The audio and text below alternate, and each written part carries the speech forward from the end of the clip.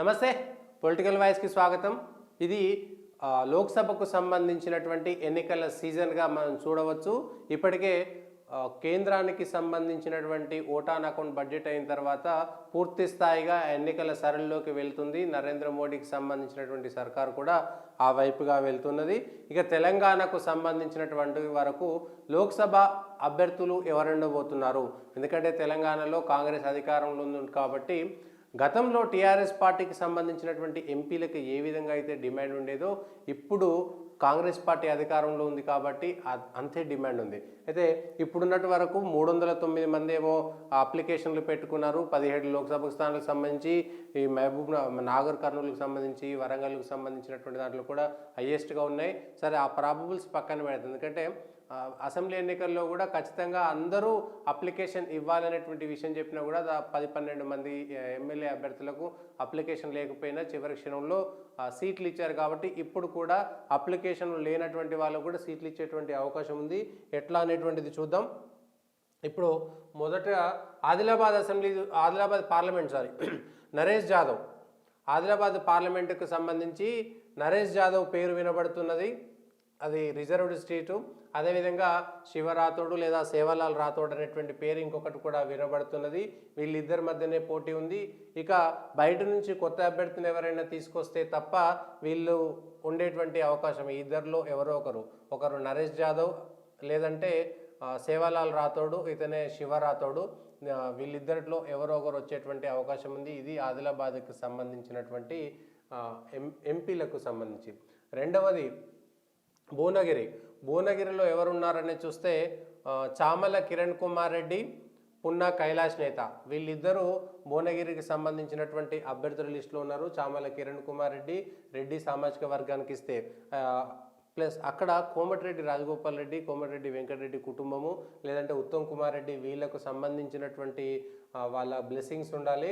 ఈ కైలాష్ నేత సామాజిక వర్గము బీసీ కోటా కింద భువనగిరిలో ఇస్తే గనక తనకే సీటు వస్తుంది అనేటువంటి ఒక ఆశాభావంలో ఉన్నారు. వీళ్ళు కాకుండా ఇంకా పవన్ కుమార్ రెడ్డి అని, కీర్తిరెడ్డి అని ఇంకొక 2 పేర్లు కూడా వినిపిస్తున్నాయి.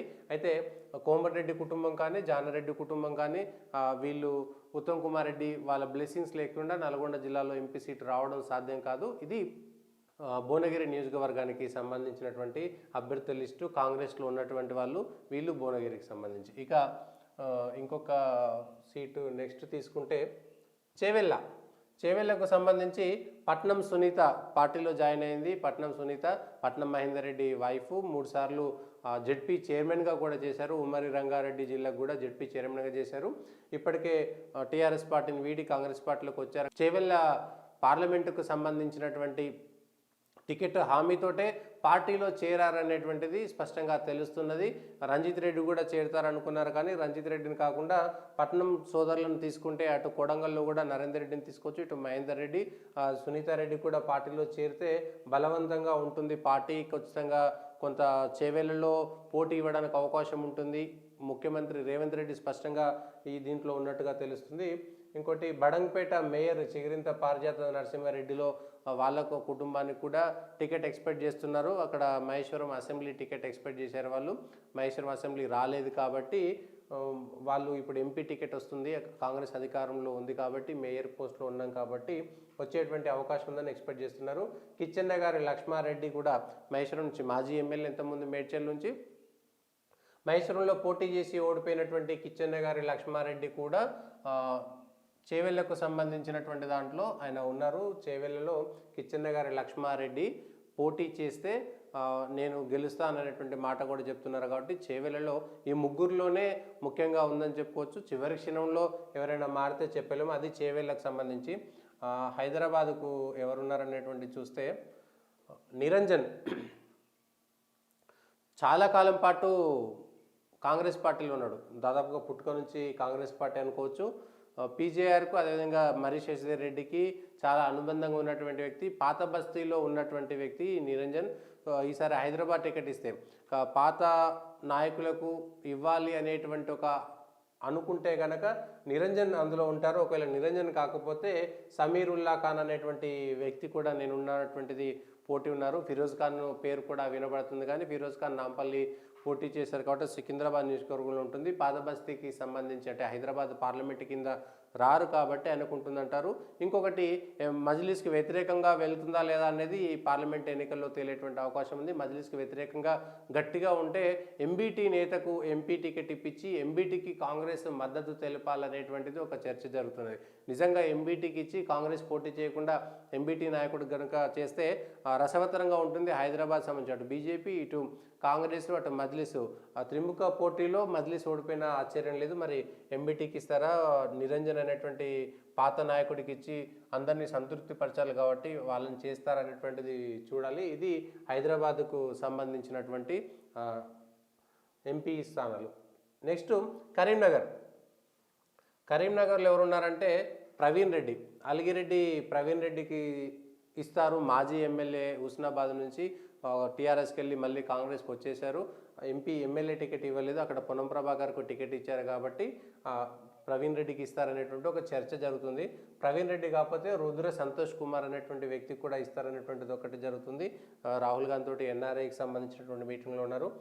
రేవంత్ రెడ్డికి దగ్గరగా ఉన్నటువంటి వ్యక్తి చొప్పదండి నియోజకవర్గంలో ఉన్నటువంటి సత్తు మల్లయ్య కూడా బీసీకి ఇస్తే సత్తు మల్లయ్యకి కూడా ఇవ్వాలనేటువంటి ఒక ప్రపోజల్ ఉన్నది. మరి సత్తు మల్లయ్యకి ఇస్తే అక్కడ బీసీకి ఉండేటువంటి అవకాశం ఉంది. రేవంత్ రెడ్డి చాయిస్ కాబట్టి సత్తు మల్లయ్యకి ఇస్తారనేటువంటి ఒక ప్రచారం కూడా జరుగుతుంది. ఆయన ఆదిలాబాద్ జిల్లాకు సంబంధించిన ఇన్ఛార్జిగా కూడా ఉన్నారు. కాబట్టి ఇది కరీంనగర్కి సంబంధించినటువంటి కాంగ్రెస్ ఎంపీ ఆశావాల లిస్టు.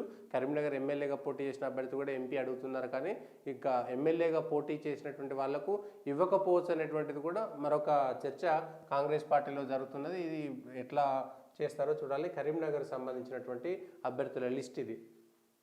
ఇక ఖమ్మంలో మల్లు నందినికి సంబంధించినంత వరకు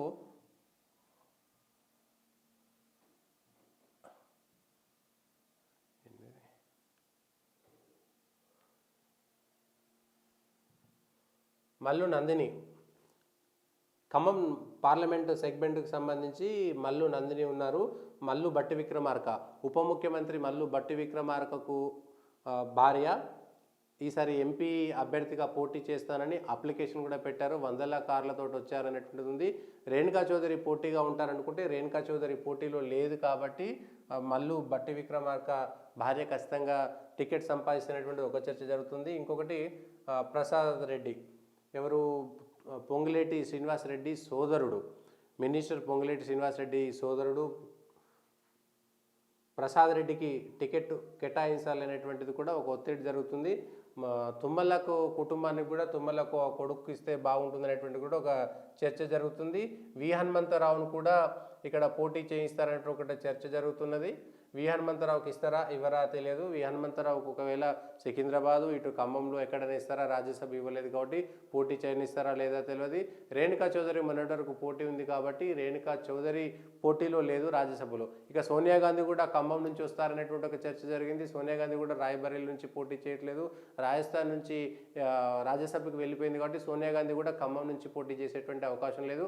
ప్రియాంక గాంధీ కూడా రాయ్బరేలీ నుంచి పోటీ చేస్తారు కాబట్టి ఖమ్మం నుంచి ఇటు భట్టి విక్రమార్క భార్య మల్లు నందిని కానీ, లేదంటే పొంగులేటి శ్రీనివాసరెడ్డి సోదరుడు ప్రసాద్ రెడ్డి కానీ, లేదంటే తుమ్మల కుటుంబం నుంచి ఇస్తే తుమ్మల నాగేశ్వరరావు కొడుకు కానీ సీట్ ఇచ్చేటువంటి అవకాశం కనబడుతుంది. లేదా పోట్ల నాగేశ్వరరావు లాంటి వాళ్ళు మాజీ ఎమ్మెల్సీలు టీడీపీ నుంచి కాంగ్రెస్కి వచ్చినటువంటి వాళ్ళు కూడా అనేక మంది టికెట్ అడుగుతున్నారు. టీఆర్ఎస్ నుంచి ఒక మాజీ ముఖ్యమంత్రి జలగం వెంగళరావు కొడుకు జలగం వెంకట్రావు కూడా కాంగ్రెస్ పార్టీలోకి వెళ్ళి ఎంపీ టికెట్ అడుగుతారనేటువంటి చర్చ కూడా జరుగుతుంది. మరి అది ఎంతవరకు సాధ్యమో చూడాలి. ఇది ఖమ్మం సంబంధించినటువంటి ఎంపీల లిస్టు. మహబూబ్ నగర్లో మన్నే జీవన్ రెడ్డి టీఆర్ఎస్ నుంచి కాంగ్రెస్లో చేరిపారు. సిట్టింగ్ ఎంపీ మన్నే సత్యనారాయణ రెడ్డికి సంబంధించిన వాళ్ళ అన్న కొడుకో తమ్ముడు కొడుకో మన్నే జీవన్ రెడ్డి ఎంపీకి సంబంధించినటువంటి పోటీ రేస్లో ఉన్నారనేటువంటిది ఒక చర్చ జరుగుతున్నది. అందుకోసమే కాంగ్రెస్లోకి వెళ్ళిపోయారనేటువంటి చర్చ జరుగుతున్నది. మహబూబ్ నగర్లో కూడా డిమాండ్ ఉంది. అక్కడ ఉన్నటువంటి దాని కాంగ్రెస్ అధికారంలో ఉంది కాబట్టి సీతా దయాకర్ రెడ్డి ఎక్స్ఎమ్మెల్యే దయాకర్ రెడ్డి దివంగత దయాకర్ రెడ్డి భార్య ఉన్నారు.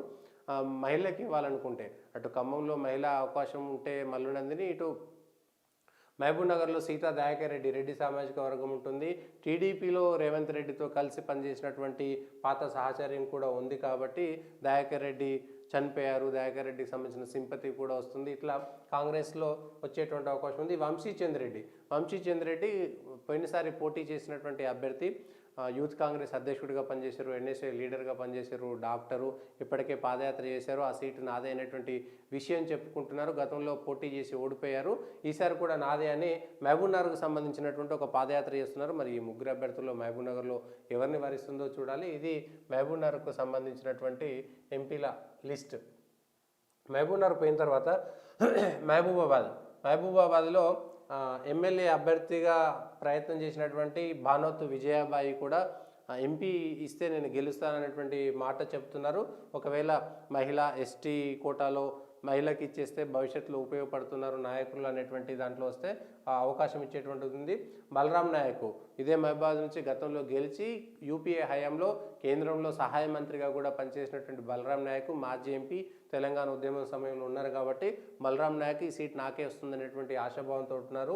బెల్లయ్య నాయక్ వాళ్ళ ఆదివాసీ కాంగ్రెస్కు సంబంధించినటువంటి చైర్మన్, దానిలో పనిచేస్తున్నారు. తెలంగాణ ఉద్యమం నుంచి ఉన్నాను కాబట్టి మహబూబాద్ నాకే ఇస్తారు అనేటువంటి ఒక చర్చ, ఒక ఆశాభావంలో బెల్లయ్య నాయక్ ఉన్నారు.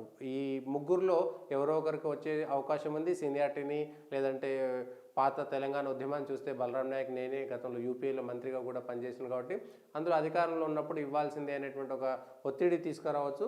అదొక చర్చ జరుగుతున్నది.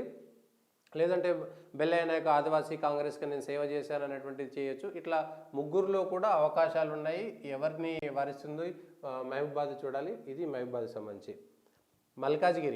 మల్కాజ్గిరిలో పోటీ కాంగ్రెస్లో కూడా బాగానే ఉంది. బండ్ల గణేష్ సినిమా నిర్మాత, సినిమా నటుడు బండ్ల గణేష్ మల్కాజ్గిరి నుంచి పోటీ చేస్తానని ఇప్పటికే అప్లికేషన్ కూడా పెట్టుకున్నారు. బండ్ల గణేష్కి ఇస్తారా లేదా చూడాలి. బొంతు రామ్మోహన్ టీఆర్ఎస్ మాజీ మేయరు, హైదరాబాద్లో పనిచేశారు. మల్కాజ్గిరి లేదా సికింద్రాబాద్ రెండింటిలో ఎక్కడో చోట అకామిడేట్ చేస్తారనేటువంటి చర్చ కూడా జరుగుతున్నది. టీఆర్ఎస్కు పెట్టని కోటగా ఉన్నటువంటి కేటీఆర్కు చాలా అనుంగ శిష్యుడుగా ఉండి కేటీఆర్, కేసీఆర్లకు దగ్గరగా ఉన్నటువంటి వ్యక్తి రేవంత్ రెడ్డిని ఇటీవలే కలిశారు, మాజీ మేయరు. అదేవిధంగా హరివర్ధన్ రెడ్డి కూడా రేవంత్ రెడ్డికి దగ్గర, హరివర్ధన్ రెడ్డి కూడా ఎంపీ టికెట్ వస్తుందనేటువంటి ఒక ఆశ. సర్వే సత్యనారాయణ మల్కాజ్గిరి నుంచి గతంలో ఎంపీగా కూడా పనిచేశారు కాబట్టి సర్వే సత్యనారాయణ ఇటు రిజర్వ్డ్ సీట్లో ఇస్తే వరంగల్ బై ఎలక్షన్లో కూడా పోటీ చేశారు గతంలో కాబట్టి వరంగల్కు పంపిస్తారనేటువంటి చర్చ కూడా జరుగుతుంది.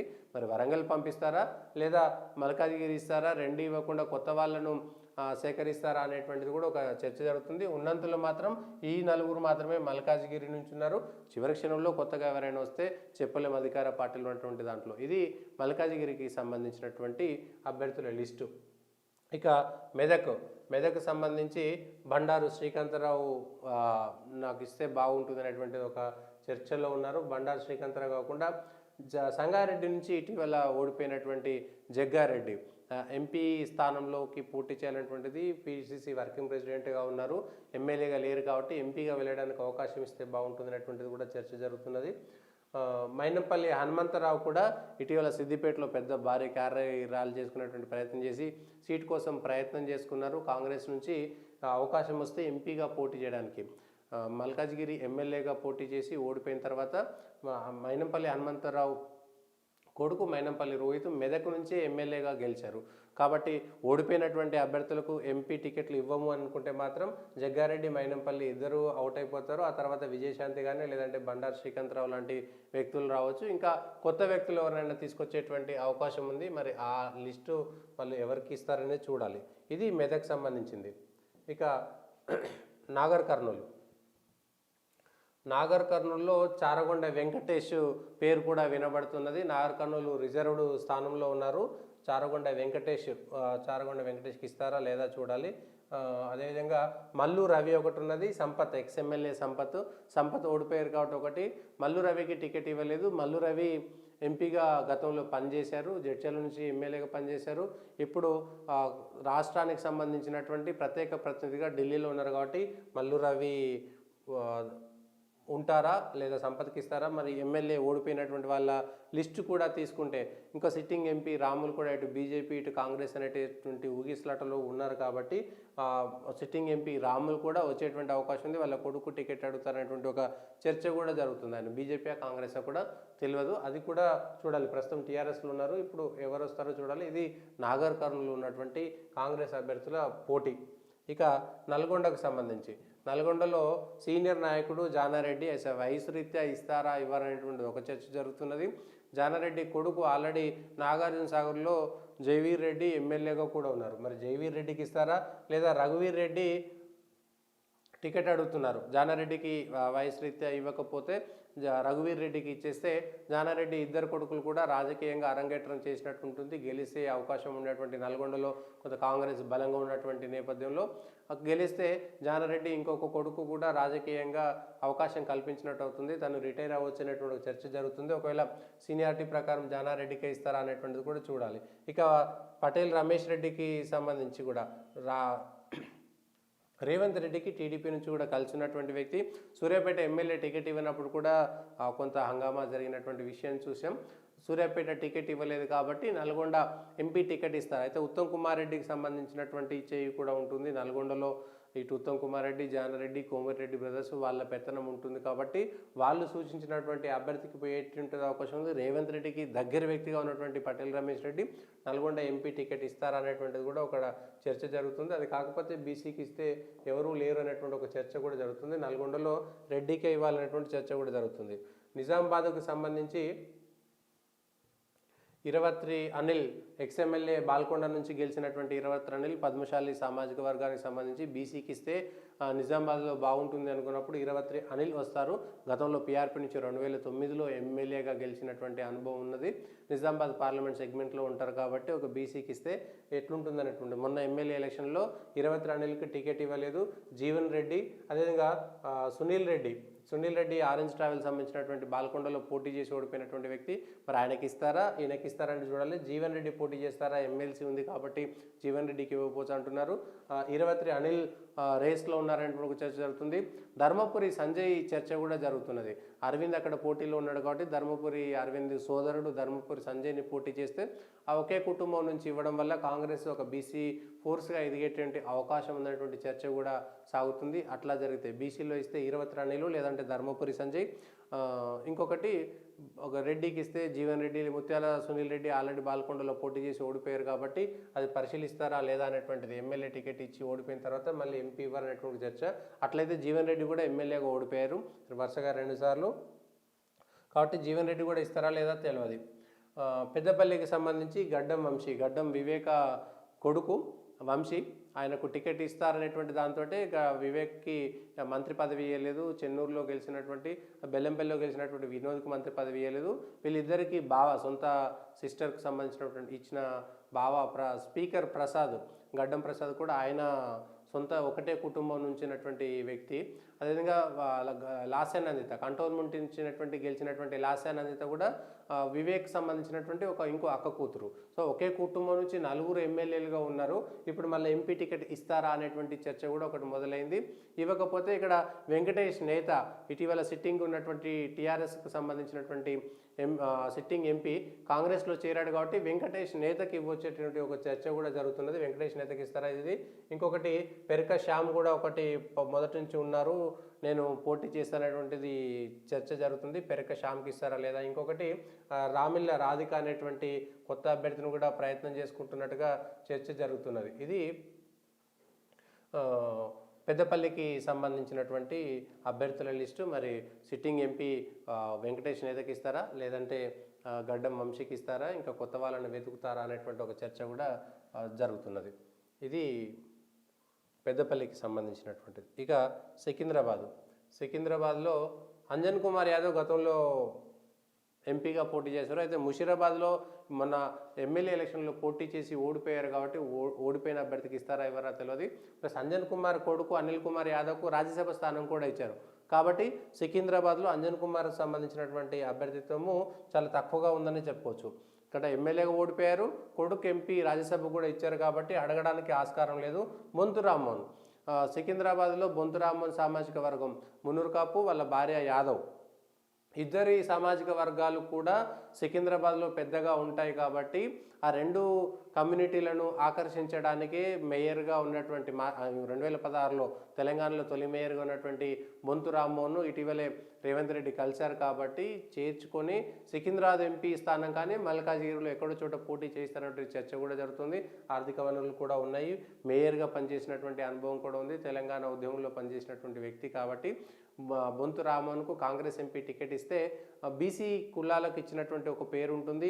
ఇటు యాదవ అటు మున్నూరు కాపు రెండు సామాజిక వర్గాలు కలిసి వచ్చేటువంటి అవకాశం ఉందనేటువంటిది కాంగ్రెస్ ఎత్తుగడ.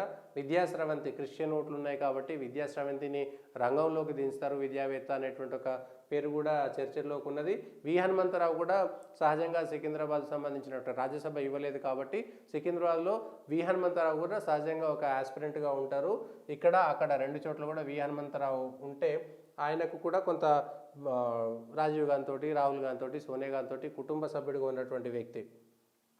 వరంగల్లో మోత్కుపల్లి ఇస్తారా ఇవ్వరా చూడాలి. మోత్కుపల్లి అన్ని పార్టీలు తిరిగిరు, అయిపోయింది, ఇప్పుడు కాంగ్రెస్కి వెళ్తారు అనేటువంటి చర్చ. వరంగల్లో ఎంపీ పోటీ చేస్తారా లేదా అనేటువంటిది మోత్కుపల్లి చూడాలి. మోత్కుపల్లికి ఇవ్వకపోతే సిరిసిల్ల రాజయ్య గతంలో ఎంపీగా పోటీ చేశారు, తెలంగాణ ఉద్యమంలో ఉన్నారు, కానీ వాళ్ళ భార్యకు వాళ్ళ కోడలకు సంబంధించినటువంటి కేసు ఒకటి ఇంకా వేధిస్తూనే ఉన్నటువంటి విషయం చెప్పుకోవచ్చు. దాంట్లో కోర్టు ఆయనకు అనుకూలంగా తీర్పు వచ్చినా కూడా అది కొంత ఇబ్బందికరమైనటువంటి అంశంగానే చెప్పుకోవచ్చు. అద్దంకి దయాకర్కు ఇటు పిసిసి అధ్యక్ష పదవిని, ఎమ్మెల్సీ అని, రాజ్యసభ అని ఏదేదో ప్రకటించారు, కానీ అద్దంకి దయాకర్ను అటు పెద్దపల్లి పంపించాలా, ఇటు వరంగల్ పంపించాలనేటువంటి చర్చ కూడా జరుగుతున్నది. వరంగల్ ఎంపీ ఇస్తారు అనేటువంటి ఒక చర్చ జరుగుతుంది. అద్దంకి దయాకర్ ఇస్తే మాల సామాజిక వర్గానికి అక్కడ పెద్దపల్లిలో ఇటు నాగర్ కర్నూలు, వరంగల్ 3 ఎంపీ స్థానాలు రిజర్వ్డ్ ఉన్నాయి కాబట్టి ఎన్ని మాల స్థానాలు ఇవ్వాలి, ఎన్ని మాదిక స్థానాలు ఇవ్వనేటువంటి కూడా ఒక చర్చ జరుగుతున్నది. వరంగల్లో ఇస్తారా ఇవ్వరనేటువంటి ఒక చర్చ. సర్వే సత్యనారాయణ కూడా ఇటు మల్కాజ్గిరి సీట్ ఇవ్వకపోతే గతంలో ఉప ఎన్నికల్లో కాంగ్రెస్ అవసరం కోసం నేను పోటీ చేశాను కాబట్టి వరంగల్ నుంచి అయినా పోటీ చేయించేటువంటి అవకాశం కోసం సర్వే సత్యనారాయణ ఇటు మల్కాజ్గిరి కానీ వరంగల్ కానీ ఏదో ఒక పోటీ చేసేటువంటి అవకాశం కనబడుతున్నది. ఇక చివరగా జహీరాబాద్కు సంబంధించి జహీరాబాద్లో ఎవరు ఉంటారంటే సురేష్ షెట్కర్ గతంలో ఎమ్మెల్యేగా పనిచేశారు. సురేష్ షెట్కర్ ఎంపీగా పోటీ చేస్తారు అనేటువంటిది ఇప్పుడు ఇటీవల త్యాగం చేశారు టికెట్ అనేటువంటి కూడా ఆయనకు పేరుంది.